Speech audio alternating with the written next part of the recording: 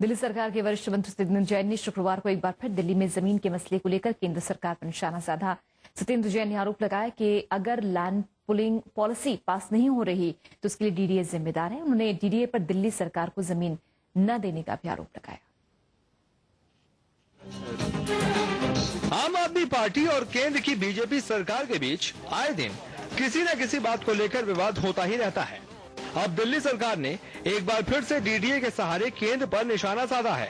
दिल्ली सरकार के भू और राजस्व मंत्री सत्येंद्र जैन ने डीडीए पर आरोप लगाया है कि बीते लंबे समय से लैंड पूलिंग पॉलिसी पास न होने को लेकर दिल्ली सरकार को दोषी बताया जा रहा है, जबकि इसके लिए डीडीए दोषी है।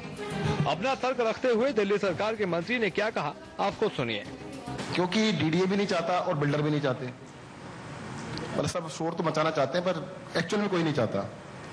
तो वो बस पोजीशनिंग है, काफी अच्छी पोजीशनिंग कर रहे हैं कि जी हाँ, हम लैंड पूलिंग पॉलिसी इसलिए नहीं आ रही कि दिल्ली सरकार नहीं होने दे रही।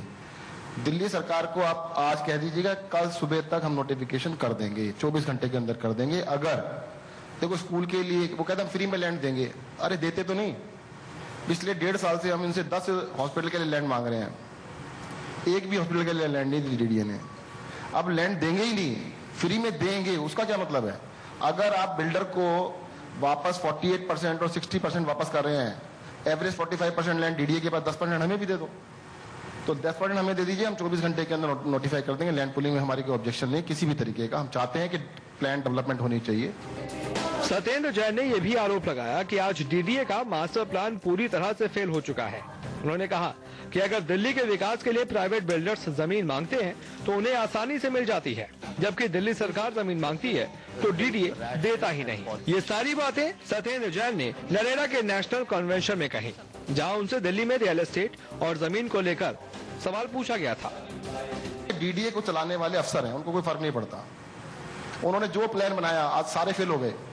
मास्टर प्लान 62 में बनाया वो फेल हो गया, 82 बनाया वो फेल हो गया, 2001 बनाया वो फेल हो गया, 2021 आज तक फाइनल ही नहीं हुआ इनका। 21 आ जाएगा, वो फाइनल होगा भी नहीं, क्योंकि उनको किसी को जवाब देना ही नहीं है।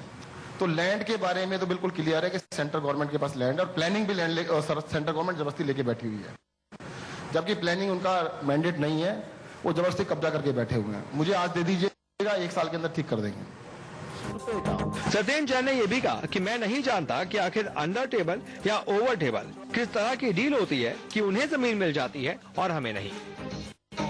हमने डीडीए को लेटर लिखा कि दिल्ली में जितनी भी लैंड आपकी है, जहां पर झुग्गियां बनी हैं, जो बिल्डर को जिस रेट में दिया उसी रेट में हमें दे दो। हम बवाना में भी उसी रेट ले लेंगे, नरेला में भी ले लेंगे। आपने सेंट्रल दिल्ली में जिस रेट में दिया है और जितने भी बिल्डर होते हैं उससे दुगने पैसे में दे दो हमारे को, दुगने में।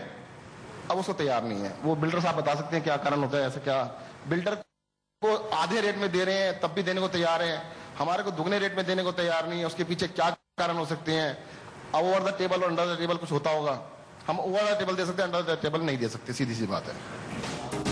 नरेगा के राष्ट्रीय सम्मेलन में केंद्रीय मंत्री नितिन गडकरी, राव इंद्रजीत सिंह, रियल एस्टेट से जुड़े कई नामी लोग पहुंचे थे, लेकिन इतनी बात साफ है कि दिल्ली सरकार और केंद्र की एजेंसियों के बीच रिश्ते सुधरते हुए नहीं दिख रहे, जो कहीं न कहीं दिल्ली के ही विकास पर असर डालेगा।